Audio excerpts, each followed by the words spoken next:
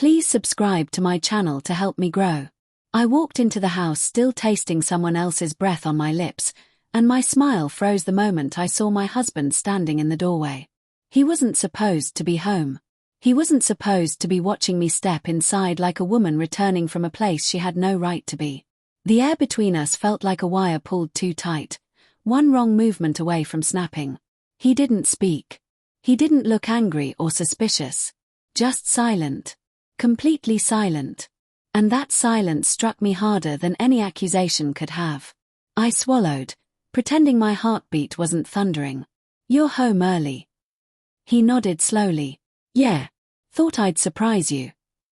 My fingers trembled as I set my purse down.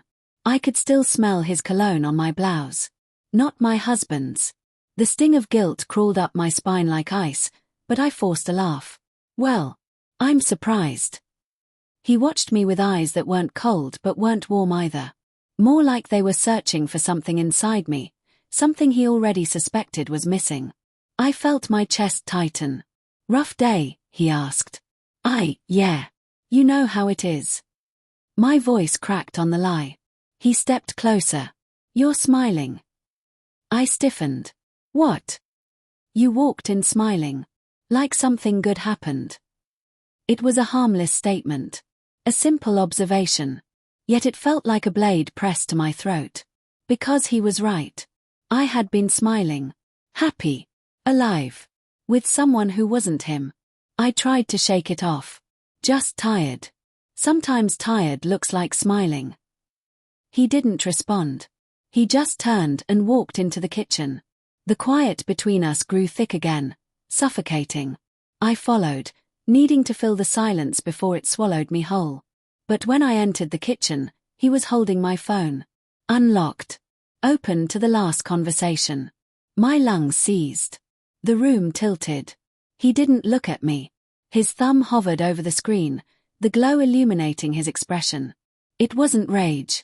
It wasn't heartbreak. It was something worse. A kind of resignation, the look of someone who already knew the truth long before the evidence confirmed it. How long? He asked calmly. My throat closed. It's not what you think. He finally met my eyes. Then tell me what it is. The quiet, steady tone broke me more than any shouting could have. I felt my excuses crumble before they even formed. The truth was there, hanging between us, undeniable. I'm sorry, I whispered. I didn't plan it. I didn't mean for it to happen. He exhaled slowly, shoulders sinking in a way that made him look older, smaller. You came home smiling.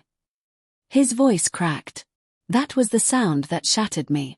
I didn't smile because of him. I lied out of desperation. He shook his head.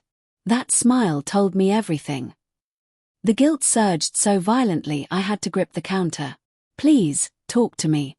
Yell at me. Do something. I'm too hurt to be angry, he said softly. Anger is simple. This isn't. I whimpered, stepping toward him, but he stepped back. Then he placed the phone on the table and whispered. I knew something was wrong. I just didn't want it to be this. His quiet grief swallowed the room. I want to fix this, I said, chest aching. He looked away. I don't know if I can be with someone who smiles coming home from someone else. Those words didn't feel like a slap. They felt like a grave closing. He walked to the doorway, paused, and said, Tonight. I'm sleeping alone. Tomorrow, we talk. And whatever happens, happens. When he left the room, I collapsed into a chair, shaking. The silence I had feared was now all I had left. And in that silence, I finally understood that the betrayal wasn't the act itself. It was the smile.